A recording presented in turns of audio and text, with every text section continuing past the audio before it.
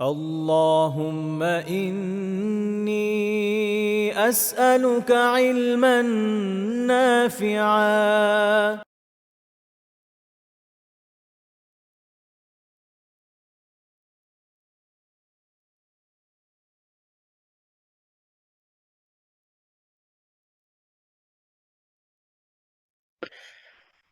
السلام عليكم ورحمة الله تعالى وبركاته. إن الحمد لله نحمده ونستعينه ونستغفره ونؤمن به ونتوكل عليه ونعوذ بالله من شرور أنفسنا ومن سيئات أعمالنا. من يهدل الله فلا مضل له ومن يضلله فلا هادي له، ونشهد أن لا إله إلا الله وحده لا شريك له، له الملك وله الحمد يحيي ويميت وهو على كل شيء قدير। ইলমান Nafia academy কর্তৃক আয়োজিত কোরআন শিখি শুরু থেকে এই ছোট্ট আয়োজনে অংশগ্রহণকারী সকল দিনী ভাই ও বোনদের জানাই আন্তরিক শুভেচ্ছা ও অভিনন্দন। আজকে আমরা আলোচনা করব মাখারিজুল হুরুফের আরো কিছু হারফের আলোচনা নিয়ে। আমরা গত ক্লাসে ধারাবাহিকভাবে আলোচনা করছিলাম দুই ঠোঁটের মাখরাজ, দুই ঠোঁট থেকে উচ্চারিত ৩টি হারফ নিয়ে, এবং তার পরবর্তীতে আমরা জিহ্বার গোড়া থেকে এবং জিহ্বার মধ্য থেকে যেই কয়টি হারফ উচ্চারিত হয় সেই কয়টি হারফের মাখরাজ সম্পর্কে আমরা পড়েছি এবং জেনেছি। আজকে আমরা আলোচনা করব বদ হারফটি কোত্থেকে উচ্চারিত হয় এবং তার পরবর্তীতে জিহ্বার অগ্রভাগ এবং মুখের তালুর অগ্রভাগ থেকে উচ্চারিত হওয়া লাম, নুন, র এই হারফগুলো সম্পর্কে আমরা আলোচনা করব ইনশাআল্লাহুল আজিজ। আজকে আমরা যে হারফটি নিয়ে আলোচনা করব, যে হারফ থেকে আমরা আমাদের ধারাবাহিক আলোচনাগুলো আবার শুরু করব, সেটি হচ্ছে দদ। দদ একটি বিচিত্র হারফ। এই হারফটি এমন একটি হারফ, আরবি ভাষার একটা বিশেষ পরিচয় এই হারফটি বহন করে। আচ্ছা, সেটা কিভাবে বহন করে? দদ একটি ব্যতিক্রমী হারফ বলতে কথাটার মানে হচ্ছে যে বদ হারফের মতো উচ্চারণ বা সাউন্ড, বদের মতো উচ্চারণ বা সাউন্ড পৃথিবীর অন্য কোনো ভাষায় নেই। যার ফলশ্রুতিতে আরবি ভাষাকে লুগাতু বদও বলা হয়, অর্থাৎ বদ, দদ সাউন্ডের ভাষা বা বদ হারফের ভাষা। অর্থাৎ আমাদের বাংলা ভাষা বা আমরা যে কয়টি ভাষা সম্পর্কে বা যে কয়টি দেশ সম্পর্কে আমরা কম বেশ জানি, সেই সকল দেশ বা সেই সকল দেশের ভাষার মধ্যে দদ হারফের মতো উচ্চারণ নেই। যার ফলশ্রুতিতে আরবি ভাষাকে এক বিশেষ পরিচয়ে পরিচায়িত করে হচ্ছে এই হারফুদ দদ বা দদ হারফটি। আজকে আমরা সেই দদ হারফের মাখরাজ সম্পর্কে আমরা জানবো। আচ্ছা, দদ হারফটা কেন এত বেশি স্পেশাল বা এত বেশি এটা মানে আলোচনার শীর্ষে? তার কারণ হচ্ছে যে দদ হারফের উচ্চারণটা পুরো পুরো মুখ ভরে উচ্চারিত হয়। অর্থাৎ মুখের প্রত্যেকটা অংশে, প্রত্যেকটা জায়গায় মানে এর উপস্থিতি থাকে। অর্থাৎ জিহ্বা, মুখের তালু, দাঁত, ঠিক আছে? ২ পাটি দাঁত, এদের একটা কি থাকে? পরিপূর্ণ একটা উপস্থিতি থাকে। যার কারণে বদ হারফটা এত বেশি আলোচনার শীর্ষে থাকে এবং বদ হারফটা এইজন্য এত বেশি স্পেশাল। ঠিক আছে? আচ্ছা, এখানে আমরা একটা বিষয় খেয়াল করব। আমরা স্লাইডে কি লেখা আছে এদিকে আমরা আগে খেয়াল করব না। আগে আমরা এখানে ২ টা চিত্র দেখতে পাচ্ছি। আমরা সেই ২ টা চিত্র নিয়ে আমরা কথা বলব। তাহলে আমরা স্লাইডে কি লেখা আছে সেটা পরবর্তীতে পড়তে মনে চাইলে আমরা পড়লাম। তাহলে আমরা বুঝতে পারবো। ওকে। প্রথমত এখানে আমরা দেখতে পাচ্ছি, যেখানে দেখতে পাচ্ছি যে জিহ্বা এবং হচ্ছে মুখের তালু। আচ্ছা, মুখের তালু এবং জিহ্বার মধ্যে খেয়াল করে দেখি যে জিহ্বার জিহ্বার যেই অংশ, এটা হচ্ছে এই যে জিহ্বা। জিহ্বার যেই অংশগুলো রঙিন করা হয়েছে সবুজ এবং হলুদ কালার, কিন্তু এর মানে কিন্তু জিহ্বার একটা জায়গা রঙিন করা হয়নি বা রং দেওয়া হয়নি, সেটা হচ্ছে জিহ্বার মধ্যভাগ বা মাঝখানের যে অংশটা আর কি। ঠিক আছে? অর্থাৎ জিহ্বাকে কালারফুল করা হয়েছে সাইড দিয়ে। ঠিক আছে? ফাইন। তো এখানে আমরা দেখতে পাচ্ছি যে এইটুকু যে অংশটা আছে, এই যে এটা, এই অংশটা কিন্তু আমরা টোটালি আমরা দেখতে পাই না, এটা হচ্ছে ভিতরে থাকে। মানে এটা মানে বলা যায় যে আমাদের এটা হচ্ছে আমাদের যে কণ্ঠনালী, যে কণ্ঠনালীর সাথে এটা লেগে আছে, ঠিক আছে। আর এই যে অংশ, এইটুকু অংশ, এইটুকু অংশ কিন্তু আমরা সব সময় এটাকে টাচ করতে পারি, এটা পর্যন্ত আমরা কোনো না কোনো উপায়ে আমরা পৌঁছাতে পারি। কিন্তু এই যে অংশ যেটা আছে পেশির মতো, যেগুলো অনেকটা পেশির মতো, এই অংশগুলোতে আমাদের একমাত্র বিশেষ ব্যবস্থা ছাড়া পৌঁছানো সম্ভব না। অর্থাৎ কথার কথা, আমরা যদি বিশেষ কার্যকরী কোনো মেশিন এগুলোর মাধ্যমে, ঠিক আছে, আমরা এগুলোর কাছে পৌঁছাতে পারবো, এটাকে আমরা দেখতে পারি। কিন্তু খালি চোখে কিংবা কোনো না কোনো উপায়ে আমরা এইটুকু অংশ পর্যন্ত আমরা পৌঁছাতে পারি, ঠিক আছে, জিহ্বার। আচ্ছা, যদি আমরা এটা আরবি বর্ণমালা দিয়ে জিনিসটাকে বোঝানোর চেষ্টা করি, সেটা হচ্ছে যে কফ যেখানে উচ্চারিত হয়, যে জায়গা থেকে, জিহ্বার যে জায়গা থেকে, সেইটুকু জায়গা পর্যন্ত আমরা আমাদের হাত, আঙ্গুল, এনিহাও কোনো না কোনো উপায়ে, কোনো না কোনো কিছু দিয়ে আমরা কিন্তু জিহ্বাকে একটা পরিমাপ করতে পারি, বা ওই পর্যন্ত আমরা আমাদের আহ ইয়েটা নিয়ে যেতে পারি, কি বলে, ওটা ধরতে পারি বা ওটার কাছে যেতে পারি। কিন্তু তার নিচ অংশ যেটা, এই অংশগুলোতে আমাদের বিশেষ প্রক্রিয়া ছাড়া বা বিশেষ পদ্ধতি ছাড়া আমাদের এটা যাওয়া সম্ভব না। আচ্ছা, এবার খেয়াল করে দেখি, কফ যেখান থেকে উচ্চারিত হয় জিহ্বার গোড়া থেকে, অর্থাৎ গোড়া বলতে এখানে দৃশ্যমান জিহ্বার গোড়া, অর্থাৎ দৃশ্যমান জিহ্বা বলতে আমরা যেটুকু অংশ আমাদের আয়ত্তের মধ্যে আছে, এইটুকু অংশের যে গোড়াটা আছে সেখান থেকে কফ উচ্চারিত, তার মানে এটা হচ্ছে একেবারে মুখের শেষ প্রান্তে। তো এই জায়গার, অর্থাৎ কফ হারফের মাখরাজের জায়গা থেকে আপনার হচ্ছে কি, এই যে আপনার এই জিহ্বার কিনারাটা বদ দখল করেছে, কেমন? আচ্ছা, আরেকটা হচ্ছে জিহ্বার অগ্রভাগ, এই যে জিহ্বার অগ্রভাগে এখানে আমরা দেখতে পাচ্ছি ইয়েলো কালার। আচ্ছা, যেইটুকু অংশ সবুজ কালার দেয়া আছে সেইটুকু অংশ মুখের তালুর যে অংশগুলোতে এখানে আমরা সবুজ কালার দেখতে পাচ্ছি, ঠিক ওইটুকু অংশের মধ্যে কি লাগবে, জিহ্বার কিনারাগুলো লাগবে। অর্থাৎ জিহ্বার কিনারা বা জিহ্বার সাইড, যে অংশটা সবুজ কালার, মুখের তালুর যে অংশের যে অংশে আমরা গ্রিন কালার দেখতে পাচ্ছি, গ্রিন কালার সাথে গ্রিন কালারটা লাগবে। এবং মুখের তালুর যে শুরু, যেটা আমরা দেখতে পাচ্ছি উপরের পাটির সামনের দুই দাঁতের বরাবর, আমরা বলা যায় এটা দুই দাঁত না, এখানে বলা যায় যে এটা হচ্ছে সানায়া, এটা হচ্ছে কি বলে আপনার হচ্ছে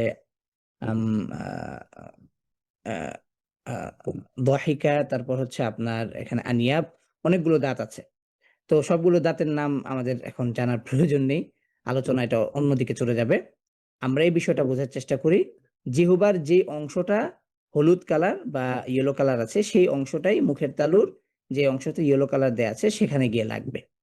আচ্ছা, এইটুকু বিষয়কে আমরা বুঝতে পেরেছি। দদ উচ্চারণে দদ উচ্চারণে কেন মুখের পরিপূর্ণ বিস্তৃত একটা মাখরজ বা পরিপূর্ণটা জায়গা নিয়ে কেন উচ্চারিত, এবং কোথায় কিভাবে কোত্থেকে উচ্চারিত হচ্ছে, কোত্থেকে এটা সীমানাটা শুরু হয়েছে, এই বিষয়টাকে আমরা বুঝতে পেরেছি। আচ্ছা, এবার খেয়াল করি, সবুজ রং দিয়ে এবং হলুদ রং দিয়ে আমাদের ভাষাবিদগণ এবং তাজউইদ প্রণেতাগণ ওনারা কি বোঝানোর চেষ্টা করেছেন।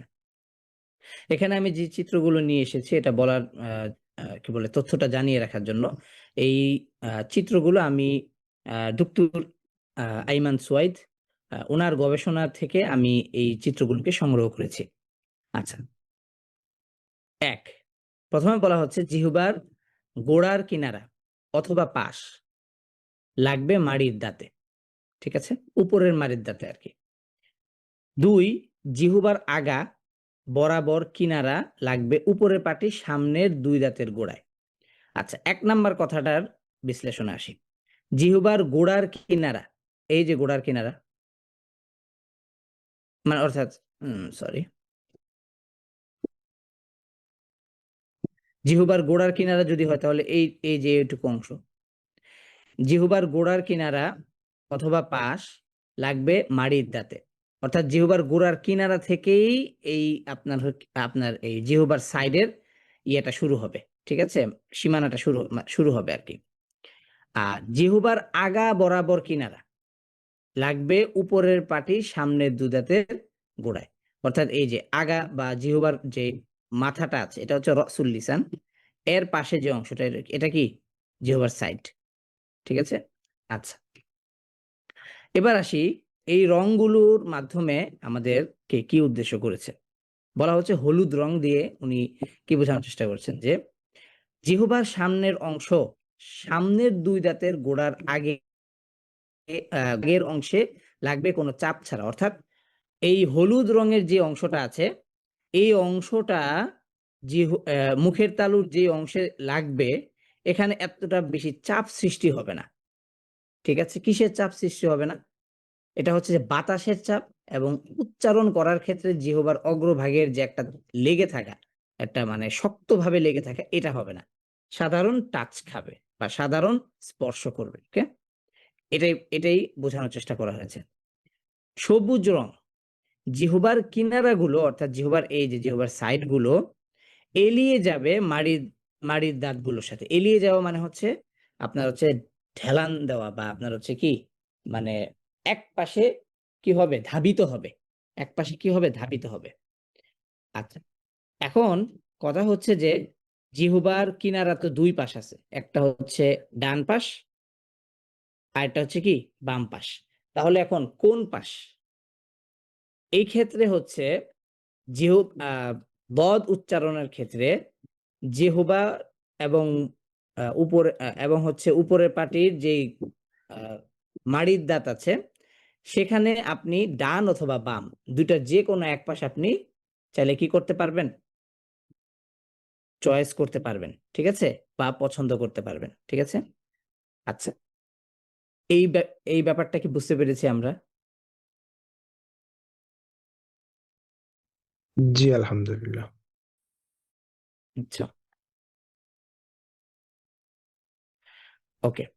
এখন আমরা একটা অ্যানিমেটেড ভিডিও দেখব, যা আমরা এতক্ষণ আলোচনা করেছি সেটা একটা অ্যানিমেটেড ভিডিওর মধ্য দিয়ে যদি আমরা দেখি তাহলে আমাদের ব্যাপারটা আরো সহজে বুঝতে সুবিধা হবে। হ্যাঁ,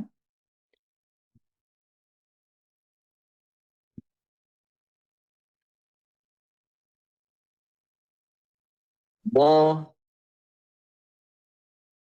ব ব ব আচ্ছা। তো এখন আমরা একটা ছোট্ট অনুশীলনে যাব। এই ছোট্ট অনুশীলনের মধ্য দিয়ে আমাদের ব্যাপারটা আরো বেশি পরিষ্কার হবে যে হারফটা উচ্চারণের ক্ষেত্রে আমরা যেই মাখরজের বিবরণীটা পড়েছি সেই বিবরণীটা কতটুকু আমাদের নিজের মধ্যে অ্যাপ্লাই করতে পেরেছি, বা সেটা কিভাবে আমরা আমাদের নিজেদের মধ্যে উচ্চারণের সহায়ক করতে পেরেছি। তো এক্ষেত্রে আমরা কিছু ভাইয়ের হ্যান্ড রাইজ নিব, যারা আমার সাথে আপনার এই দদ উচ্চারণটাকে করতে চান তারা হ্যান্ড রেজ করবেন প্লিজ।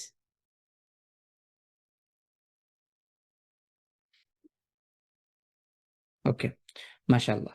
আচ্ছা, প্রথমে আমার সাথে হ্যান্ড রেজ করেছেন মোহাম্মদ আলী। দয়া করে মাইক্রোফোনটা আনমিউট করবেন। আসসালামু আলাইকুম। ওয়ালাইকুম আসসালাম ওয়া রাহমাতুল্লাহি ওয়া বারাকাতুহু। দ জি, দে দ আচ্ছা। এই ক্ষেত্রে আমরা একটা বিষয় খেয়াল করার বিষয়, সেটা হচ্ছে যে দ এবং দুই এবং দু, এই ক্ষেত্রে বদ ফাতহা এবং বদ দম্মা।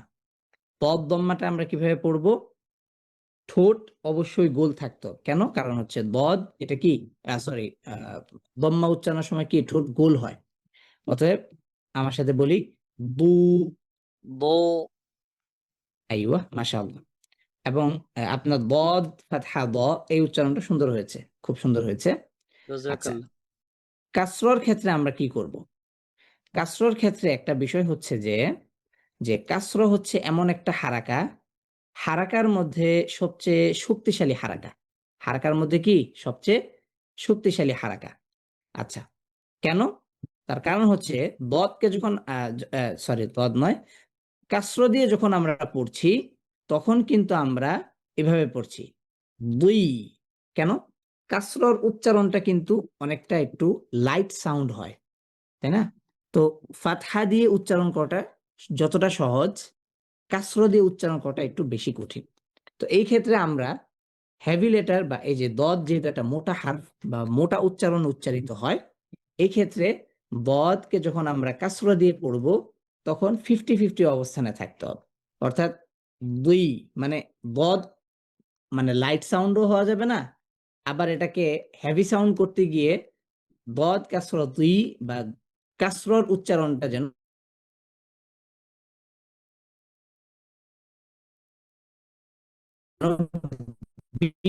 বিকৃত না হয় বা বিগড়ে না যায়। দুই।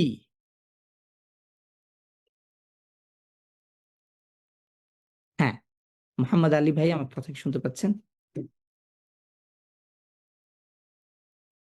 জি উস্তাদ, ক্লিয়ার। জি জি, এবার আমার সাথে বলি। ضاد فتح ضاء، ضاد كسرة ضي، ضاد دم ضو، أرض.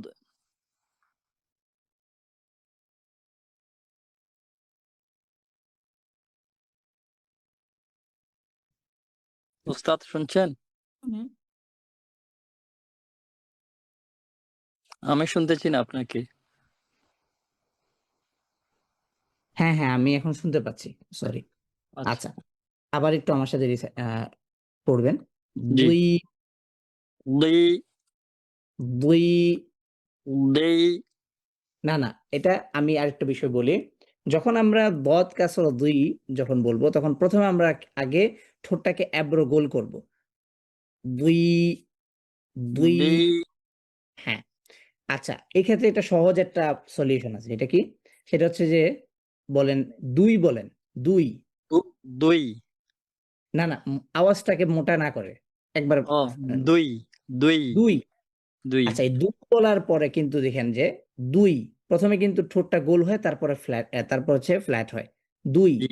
তাই না? ঠিক তেমনি ভাবে দদ কাসরা দুই যখন বলবো তখন হচ্ছে ঠিক একই ভাবে, কিন্তু ওই দুই একেবারে দুই হওয়া যাবে না। মানে অর্থাৎ এটা জাস্ট উদাহরণ বোঝানোর জন্য আর কি। থ্যাংক ইউ হ্যাঁ? ফর সুন্দর এক্সাম্পল।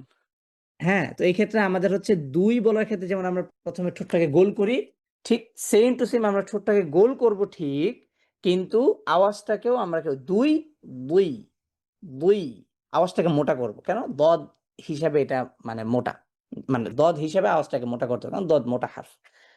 দুই বলেন। দুই। আইওয়া, হেলু, মাশাআল্লাহ। আচ্ছা, শুকরান। আফওয়ান। এবার হচ্ছে আম, কি বলে, তরিকুল ইসলাম, SM তরিকুল ইসলাম ভাই। আসসালামু আলাইকুম। ওয়ালাইকুম আসসালাম রহমতুল্লাহি ওয়া বারাকাতুহু। জি, আমার সাথে বলি। ব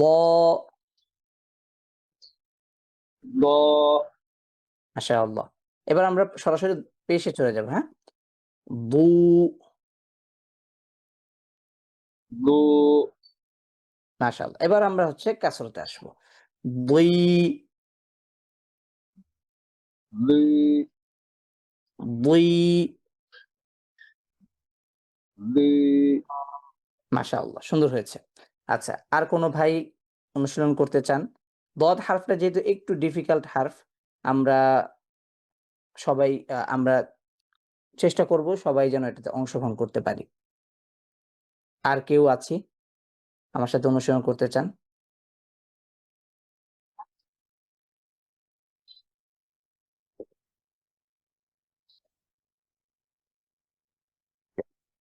জি, নূরে সিদ্দিকা। সেলিম রেজা ভাই আনমিউট করছেন। এমডি সেলিম রেজা ভাই, ওনার পরে নুরের সিদ্দিকী ইনশাআল্লাহ। আসসালামু আলাইকুম। ওয়ালাইকুম আসসালাম রাহমাতুল্লাহি ওয়া বারাকাতুহু। আচ্ছা, এমডি সেলিম রাজা ভাই, আমি নূরে সিদ্দিকা ভাইয়ের পর আপনাকে নিচ্ছি। ইনশাআল্লাহ। জি, থ্যাংক ইউ। আচ্ছা, নূরে সিদ্দিক ভাই আমার সাথে অনুসরণ করেন।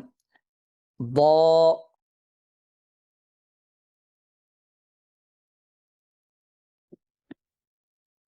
নূরে সিদ্দিকী ভাই আনমিউট করে নিলে আমি আপনার আওয়াজটা শুনতে পারবো। জি। বদ না, বদ না, এখানে হচ্ছে দদকে আমরা ফাতহা দিয়েছি, তো দদ হচ্ছে তার নাম। দদটা কি? দদ হচ্ছে এই হারফের নাম। আর যখন আমরা জি দদকে ফাতহা দিচ্ছি বা হারাকাত দিচ্ছি, তখন সেটা হয়ে যাচ্ছে কি হারফের উচ্চারণ। সেটা আমরা হারফকে উচ্চারণ করছি, হ্যাঁ, কিভাবে? ব, বলেন। ও দ হ্যাঁ, এবার মাশাআল্লাহ, এবার আমরা দদকে কাসরা দিয়ে পড়বো। দুই, দি দি দুই, হ্যাঁ দি হ্যাঁ, এই তো মাশাআল্লাহ। হ্যাঁ, এবার হচ্ছে দদকে আমরা দম্মা দিয়ে পড়বো। দু, দু দু মাশাআল্লাহ। না না, এতটা চাপাচাপি করা যাবে না, স্বাভাবিক। আর দু, দু, দু না, এটা এত বেশি চাপাচাপি করা যাবে না, মানে চাপ দেওয়ার দরকার নেই। দু, স্বাভাবিক। হ্যাঁ, এই তো দু, দু হ্যাঁ এই তো মাশাআল্লাহ মাশাআল্লাহ।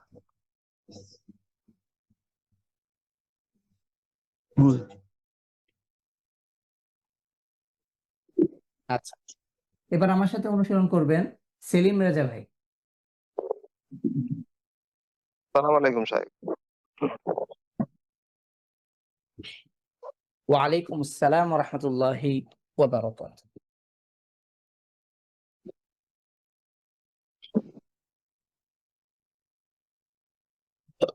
দো দো জি, আমার সাথে বলেন। ব, দো দুই, দো দি দু, দু মাশাআল্লাহ, সুন্দর হয়েছে। তাহলে এখন আমরা যে মাখরজটা পড়লাম, এই মাখরজের আহ এই মাখরজের সাথে আমাদের, মানে যা আমরা পড়লাম তার সাথে কিন্তু আমরা প্র্যাকটিসের মধ্য দিয়ে কিন্তু বিষয়টা আরো সহজে বুঝতে পারলাম। সেলিম রাজা ভাই, কি মাখরজটা আমরা বুঝতে পেরেছি? জি জি জি সাহেব, বুঝতে পারছি, আলহামদুলিল্লাহ বুঝতে পারছি। আলহামদুলিল্লাহ। আচ্ছা, আর কোনো ভাই আমার সাথে অনুসরণ করতে চান? দো দো দো দো দি দু দো দি দু দো দি। আর কেউ আছেন অনুসরণ করতে চান? তার পরবর্তী হারফগুলো অত্যন্ত সহজ, কিন্তু এই হারফের উচ্চারণটা যেহেতু বা এই হারফের মাখরজটা যেহেতু একটু ডিফিকাল্ট, সেক্ষেত্রে আমরা একটু প্র্যাকটিসের জন্য আরো কিছু ভাইকে সুযোগ দিতে চাচ্ছি।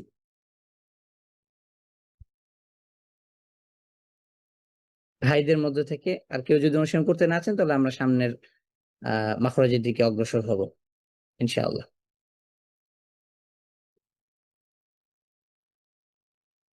জাহিদ ভাই আছেন? জি জি। আচ্ছা, একজন হ্যান্ড রেজ করেছেন, السلام ঝুমা। আচ্ছা, السلام عليكم ورحمة الله وبركاته. ওয়ালাইকুম আসসালাম ওয়া রাহমাতুল্লাহি ওয়া বারাকাতুহু। আচ্ছা, জি, আমার সাথে অনুশীলন আমি করি। দদ একটু উচ্চারণ করবো আমি। জি, আমার সাথে অনুশীলন করি, প্র্যাকটিস করি আমার সাথে বলি, হ্যাঁ? বলি। ব, ব, মাশাআল্লাহ। বু, বু, এবার দুই, বুই, দুই, দুই, মাশাআল্লাহ মাশাআল্লাহ, বারাকাল্লাহু ফিক। তোমার প্রোনাউন্সিয়েশন অত্যন্ত চমৎকার, খুব চমৎকার। আল্লাহ তাআলা তোমাকে আরো বেশি সুন্দর করে কোরআনকে এবং কোরআনের বর্ণমালাকে সুন্দর করে পড়ার তৌফিক দান করুক, আমিন। جزاك الله. ওয়া ইয়াকি ওয়া ইয়াকা। আচ্ছা, এবার আমরা চলে যাব সোজা আমাদের পরবর্তী যে হারফগুলো আছে সেই হারফের মাখরাজে ইনশাআল্লাহ।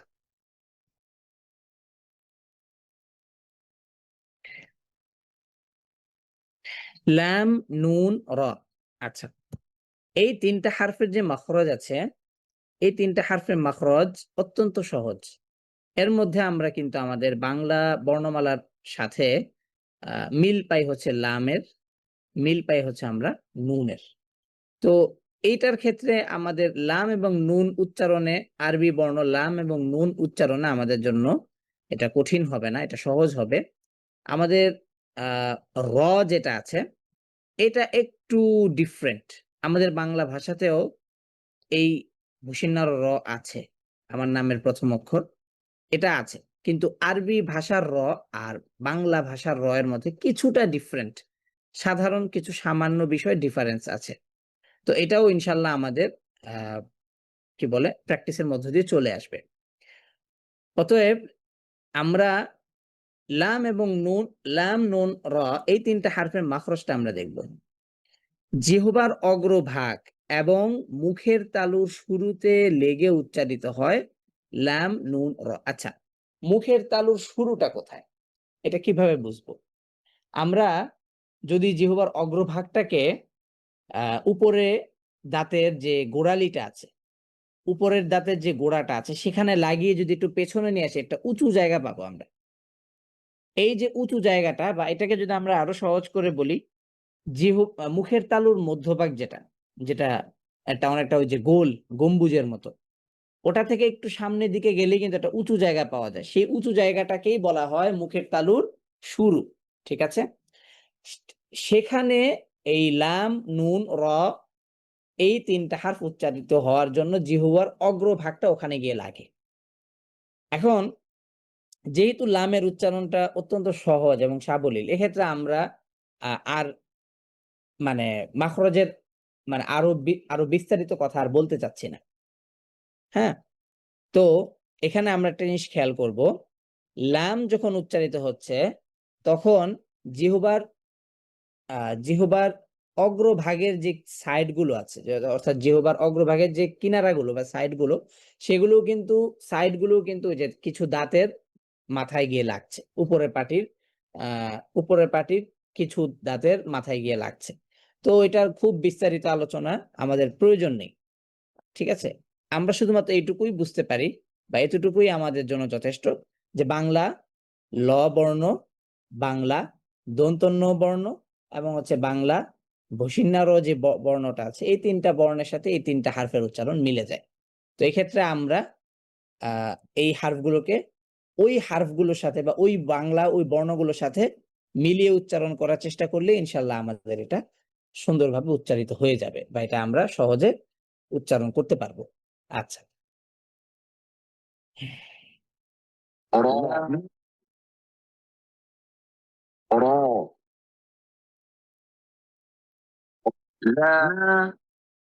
আচ্ছা, এবার আমরা নুন থেকে আমরা স্টার্ট করবো। হ্যাঁ, আচ্ছা, লাম থেকে স্টার্ট করি।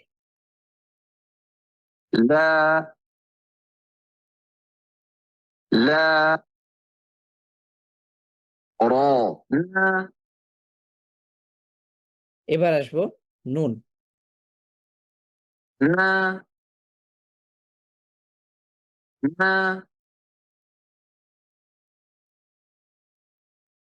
র।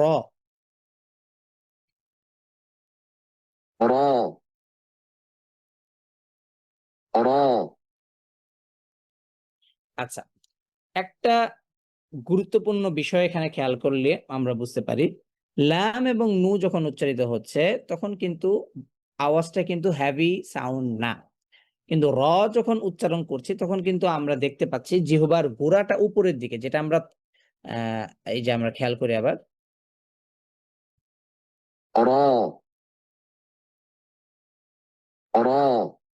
জিহ্বার গোড়াটা উপরের দিকে, অর্থাৎ কফের মাখরজ যে জায়গায়, সেই জায়গাটা উপরের তালুতে গিয়ে লাগছে। ঠিক আছে, অর্থাৎ জিহ্বার গোড়াটা উঁচু না হলে র তো মোটা হচ্ছে না। আওয়াজকে মোটা করতে হলে কিন্তু আমাদেরকে কিন্তু একটু এভাবে আওয়াজ করতে হয়। অ, এই যে আমরা আওয়াজ করলাম, আওয়াজটা মোটা হলো। অ, এক্ষেত্রে কিন্তু আমরা বুঝতে পারছি না যে জিহ্বার গোড়াটা উপরের দিকে নাকি না।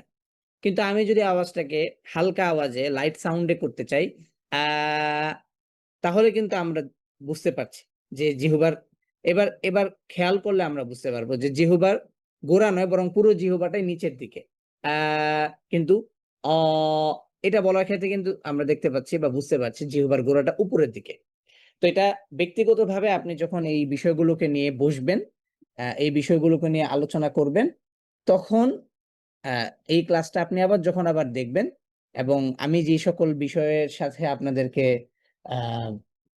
কি বলে এই উদাহরণ দেওয়ার চেষ্টা করেছি, সেই বিষয়গুলোকে যখন আপনারা আবার এটাকে পুনরাবৃত্তি করবেন, প্র্যাকটিসে নিয়ে আসবেন তখন আপনারা এই বিষয়গুলোকে সহজে আরো বুঝতে পারবেন। আচ্ছা, এবার আমার সাথে অনুশীলন করতে চান এমন কিছু ভাই হ্যান্ড রেজ করবেন প্লিজ। তৌফিক ভাই আমাকে শুনতে পাচ্ছেন? জি জি শুনতে পাচ্ছি, স্ক্রিনটা চলে গেছে, আসছে। জি, আমার সাথে বলি লা। লা না, আওয়াজ মোটা হবে না, এক্ষেত্রে একেবারে স্বাভাবিক লা। লা হ্যাঁ, লা লা বলেন লা লি লু। লা লা লি লু। মাশাআল্লাহ। এবার বলি না নি নু। না নি নু। আচ্ছা, খেয়াল করে দেখেন, লা যেখানে জিহ্বার অগ্রভাগটা যেখানে লাগছে, নুনের ক্ষেত্রে কিন্তু একটু হালকা আগে পেছনে করা। লা না, লা না, নুনটা একটু সামনে আর লামটা একটু পেছনে, তাই না? লা হ্যাঁ হ্যাঁ লা না। হ্যাঁ, অর্থাৎ জিহ্বার অগ্রভাগটা ঠিক আছে, কিন্তু জিহ্বার মুখের তালুর যে অংশটাতে গিয়ে জিহ্বার অগ্রভাগটা লাগছে আর কি, হ্যাঁ, ওই অংশটা একটু আগে পেছনে, মানে ওই অংশটাই জাস্ট হচ্ছে একটু 19-20 যেটাকে বলে আর কি। এইখানে যদি আমি একটু দেখাই যে জায়গাটা হচ্ছে এরকম, মানে এটা মোটামুটি এই, দুঃখিত,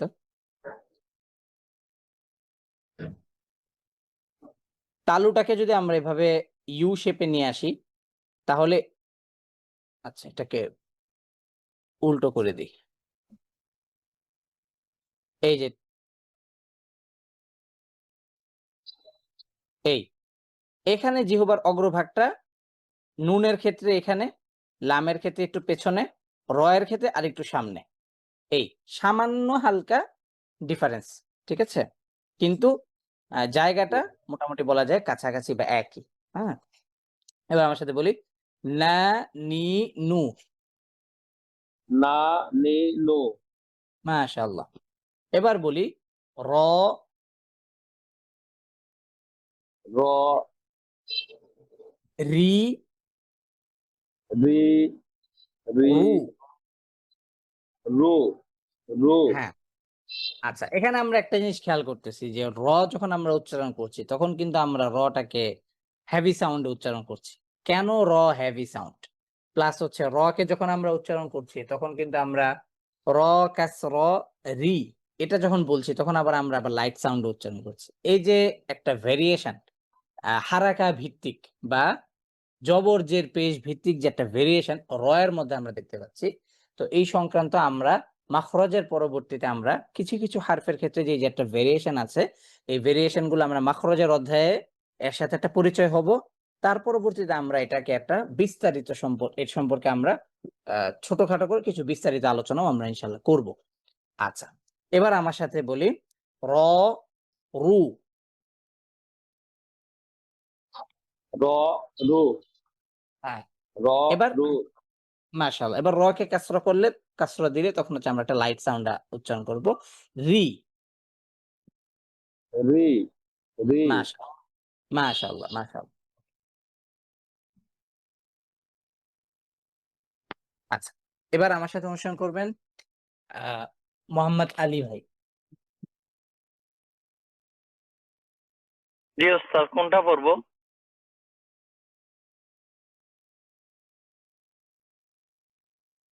কোন লেটারটা পড়বো? হ্যাঁ, আমার সাথে বলি, হ্যাঁ, র লা, পড়বো? লা হ্যাঁ লা, লা লি লু। লা লি লু।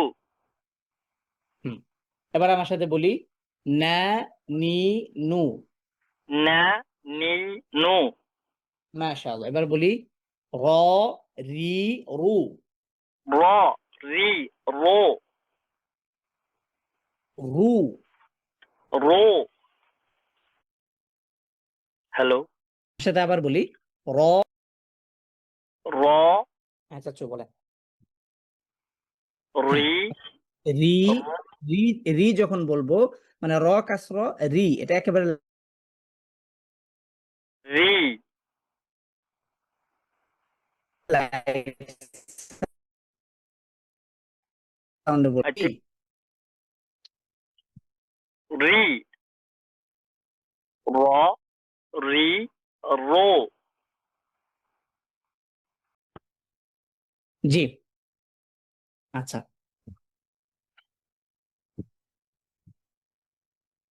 ওকে, এবার হচ্ছে আমার সাথে নূরে সিদ্দিকী ভাই অনুসরণ করবেন। আলী মোহাম্মদ ভাই, আপনার প্রোনাউন্সিয়েশন মাশাআল্লাহ খুব চমৎকার হয়েছে, খুবই সুন্দর হয়েছে মাশাআল্লাহ, বারাকাল্লাহু ফিক। জি, নূরে সিদ্দিকী ভাই।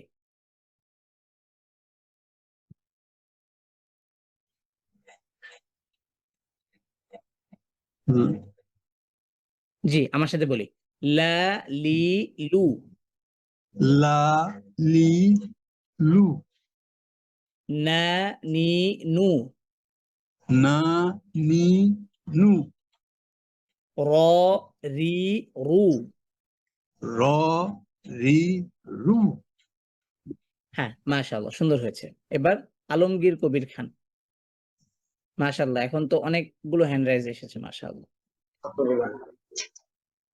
আসসালামু আলাইকুম ওয়া রাহমাতুল্লাহ। ওয়ালাইকুম আসসালাম ওয়া রাহমাতুল্লাহি ওয়া বারাকাতুহু। আমার সাথে বলি, লা লি লু। লা লি লু না নি নু। না নি নু র রি রু। র রি রু। আচ্ছা, এবার আমার সাথে আরেকটি হারফ যেটা আছে বদ, এটাও একটু অনুসরণ করে ফেলেন। ব দুই বু, দেখি।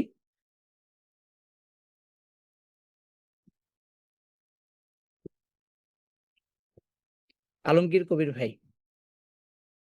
উনি নাই হয়ে গেছেন, এখন তাহলে আমরা সেলিম রেজা ভাই থেকে নিই। তাহলে আমরা সেলিম রেজা হয়ে গেছে। আসসালামু আলাইকুম জি ভাই।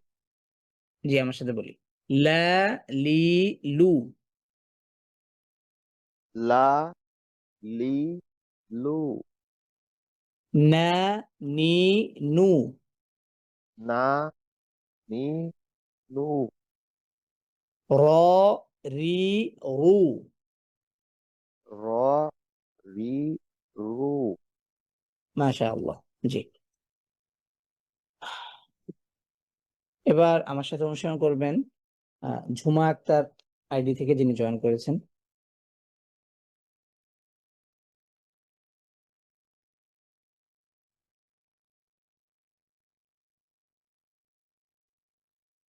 আসসালামু আলাইকুম ওয়া রাহমাতুল্লাহি ওয়া বারাকাতুহু। ওয়ালাইকুম আসসালাম ওয়া রাহমাতুল্লাহি ওয়া বারাকাতুহু। জি, আমার সাথে বলি, লা লি লু। লা লি লু না নি নু। না নি নু র রি রু। র রি রু। ওকে, রু, র যখন ফাতহা এবং দম্মা অবস্থায় মোটা হবে আর কাসরা অবস্থায় পাতলা হবে। হ্যাঁ, রি জি। বলেন, রি রি। রি রি হ্যাঁ হ্যাঁ, এই তো মাশাআল্লাহ। এবার বলি আচ্ছা, রু। রু হ্যাঁ, এবার বলি র। র হ্যাঁ, মাশাআল্লাহ। ওকে, তাহলে জি না না, ঠিক আছে। জি, শুকরান, জাযাকাল্লাহ। তাহলে আলহামদুলিল্লাহ, আমরা যে কয়টি হারফ নিয়ে আলোচনা করেছি সেটি ছিল হচ্ছে বদ এবং লাম নুন র। বদ উচ্চারণের ক্ষেত্রে পুরো মুখ জুড়ে বা পুরো মুখ ভর্তি করে উচ্চারিত হয় এবং বলা যায় যে মুখের প্রত্যেকটা অংশই দদের উচ্চারণের সাথে অংশগ্রহণ করে বা উপস্থিত থাকে মাশাআল্লাহ। কিন্তু এবং পাশাপাশি আমরা দদকে আরেকটি ভিন্ন পরিচয়ও আমরা জানতে পেরেছি, সেটি হচ্ছে যে পৃথিবীতে এমন কোনো ভাষা নেই যেই ভাষায় দদের উচ্চারণটা আছে। অর্থাৎ দদের উচ্চারণটাই আরবি ভাষার জন্য সবচেয়ে ইউনিক একটা সাউন্ড এবং এই জন্যই আরবি ভাষাকে দদের ভাষা বলেও অবহিত করেন আরবি ভাষাবিদগণ এবং বিশ্বের সকল ভাষাবিদগণ। অতএব দদ একটি ভিন্ন পরিচয়ও বহন করে আরবি ভাষার ক্ষেত্রে। তার পরবর্তীতে আমরা লাম নুন র এই তিনটি হারফ নিয়ে আলোচনা করেছি। এই তিনটি হারফের উচ্চারণ আমরা দেখতে পেয়েছি যে জিহ্বার অগ্রভাগ এবং মুখের তালুর অগ্রভাগ থেকে উচ্চারিত হয়। ঠিক আছে? অতএব অতএব এই প্রতিটি হারফ বা এখন পর্যন্ত আজকে আমরা যে 4টি হারফ নিয়ে আলোচনা করলাম,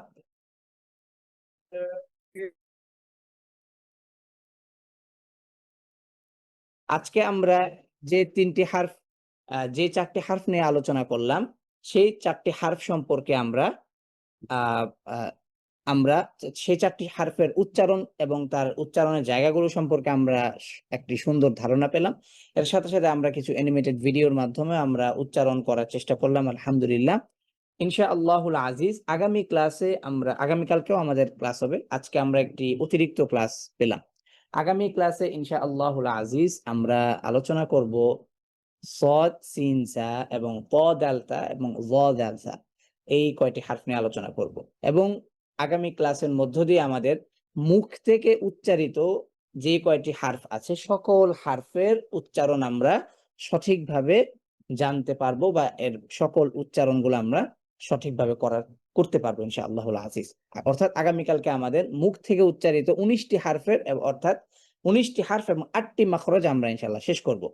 তার পরবর্তীতে ইনশাআল্লাহ আমরা কণ্ঠনালী থেকে উচ্চারিত যে 6টি হারফ আছে সেই 6টি হারফকে আমরা উচ্চারণ করব এবং সেই 6টি হারফ কোত্থেকে কিভাবে উচ্চারিত হয় সে সম্পর্কে আমরা জানবো।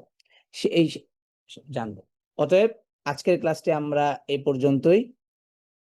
সুবহানাকাল্লাহুম্মা ওয়া বিহামদিকা আশহাদু আল্লা ইলাহা ইল্লাল্লাহু ওয়া আশহাদু আন্না মুহাম্মাদান আবদুহু ওয়া রাসূলুহু। আল্লাহুম্মা সাল্লি ওয়া সাল্লিম ওয়া বারিক আলা সাইয়্যিদিনা মুহাম্মদ ওয়া আলা আলিহি ওয়া আসহাবিহি আজমাইন। আল্লাহ রাব্বুল আলামিন আমাদেরকে পবিত্র কোরআনুল কারীম সুন্দর করে পড়ার যেই তৌফিক বা যেই সুযোগ আমাদেরকে করে দিয়েছেন, সেই সুযোগকে সুন্দরভাবে কাজে লাগিয়ে আমরা যেন কোরআনটাকে সুন্দরভাবে উচ্চারণ করতে পারি এবং সুন্দরভাবে যেন পড়তে পারি, সেই পর্যন্ত আশা এবং আকাঙ্ক্ষা ব্যক্ত রেখে আজকের ক্লাসটা আমরা এখানেই শেষ করছি। আসসালামু আলাইকুম ওয়া রাহমাতুল্লাহি তাআলা ওয়া বারাকাতুহু।